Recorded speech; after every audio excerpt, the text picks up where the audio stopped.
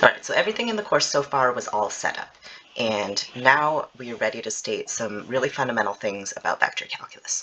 So the first one of those is Green's theorem, and in order to do those we need to recall and maybe slightly extend a few facts that we've talked about recently. Okay, so one is line integrals, so we're going to be integrating over some curve C. We have a vector field f, and we have a parametrization of the curve r. R of t is a parametrization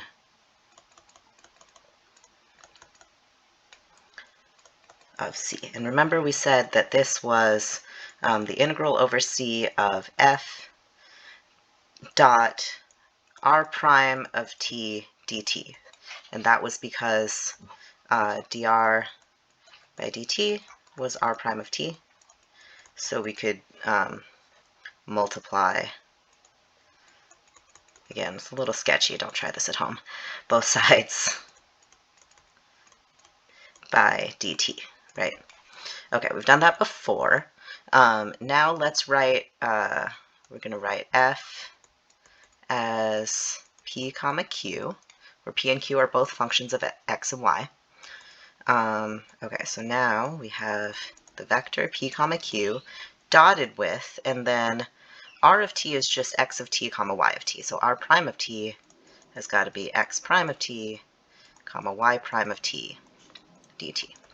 I haven't exactly written it like this before. It looks more complicated so far, but let's just keep going for a little bit.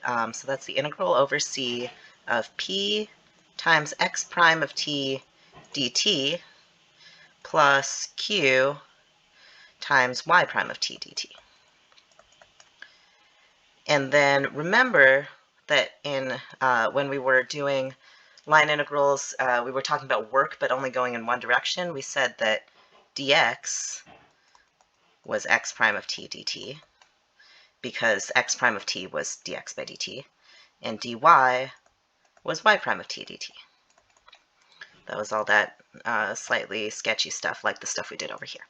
Okay, so then I can write this, if I want to, as the integral over c of p dx plus q dy. And what does that do? That allows me to integrate.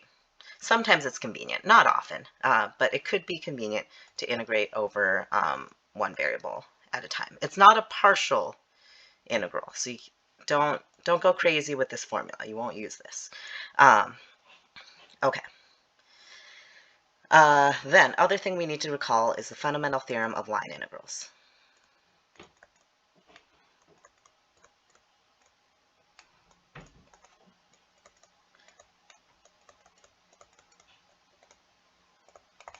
And that was that if everything was nice, I'll just paste it here. Okay. This says, this right here says everything is nice. Then the integral of the gradient of a function is you plug in the endpoints into the parameterization of the curve, and then plug those into your function.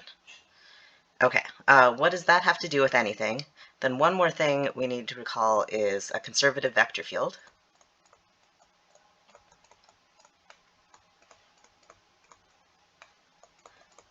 And remember the definition of that was just that the vector field f was the gradient of some function.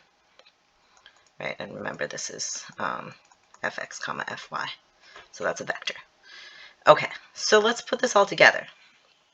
Let's go up here, and now we're going to say this. If f is conservative,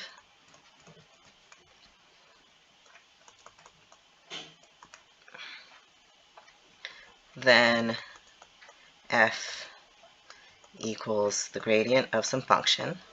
So then the integral over some curve of the gradient of the function is going to be, plug in the endpoints,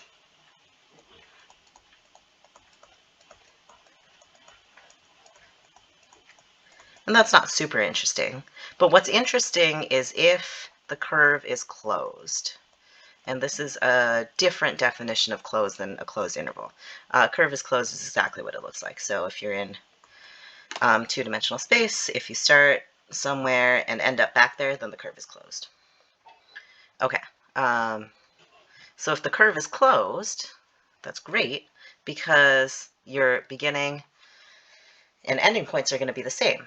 So then the integral of your conservative vector field, or I'm going to write actually conservative vector field, which is equal to the integral of the gradient of some function, because that's what a conservative vector field is going to be 0. Because these two things are going to be the same, so they'll cancel out.